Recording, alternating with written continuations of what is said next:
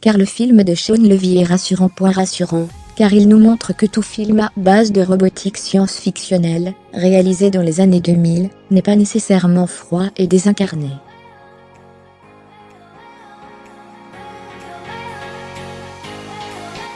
Au contraire, Real Steel parvient à mettre un direct dans le plexus de son spectateur, atteignant sans obstacle notre petit cœur d'humain.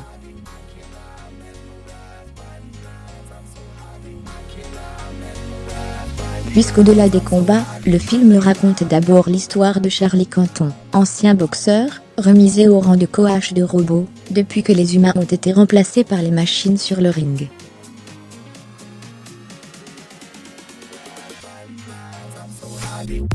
Il est une sorte de Joséphine, égoïste, et incapable de faire le deuil de sa vie passée, s'efforçant de fuir le moindre de ses souvenirs.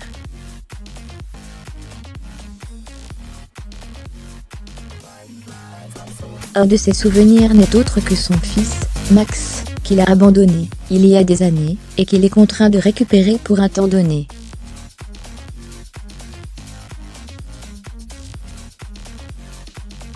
Le film nous conte, avant tout, la création de ce lien père/fils, qui est bien loin d'être inné et naturel.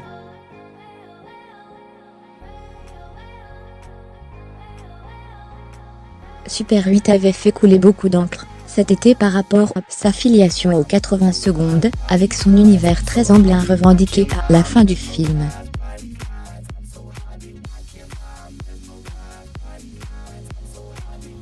J.J. Abrams, le successeur de Spielberg et digne héritier de l'esprit des 80 secondes, n'ont pas vendu un peu vite la peau des loups.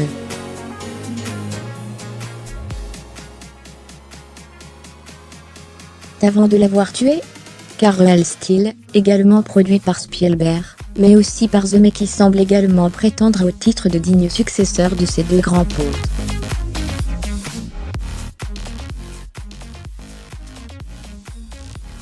Sur le même thème de la relation père/fils, cher au réalisateur d'Indiana Jones, Super 8 s'enferme un peu trop dans l'hommage et la citation, tandis que Real Steel semble, lui, posséder l'esprit des 80 secondes, une simplicité, une fraîcheur, une spontanéité et une naïveté dignes d'un retour vers le futur, ou d'un nœud.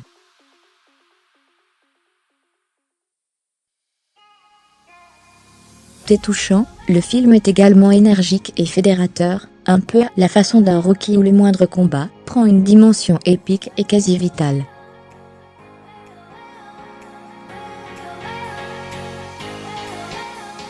Car derrière les machines, il y a l'humain.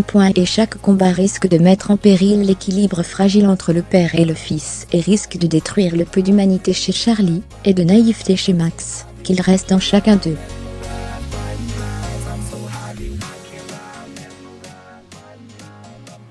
Et pour cela, le match final atteint presque le niveau de tension du combat qui avait opposé Mohamed Ali et George Foreman en 1974 au Zaïre.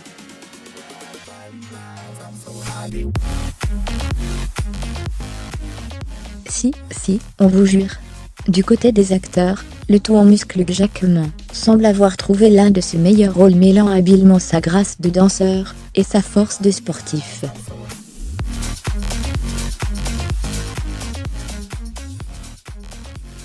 Il vient ainsi par sa fluidité dans le mouvement se mettre en opposition à la rigidité des corps des robots, insufflant une forme de vie au film.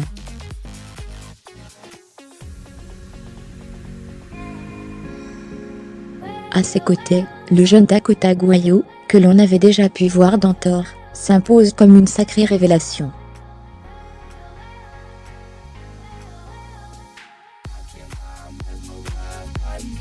I'm so happy, I can't lie, I'm mesmerized by you.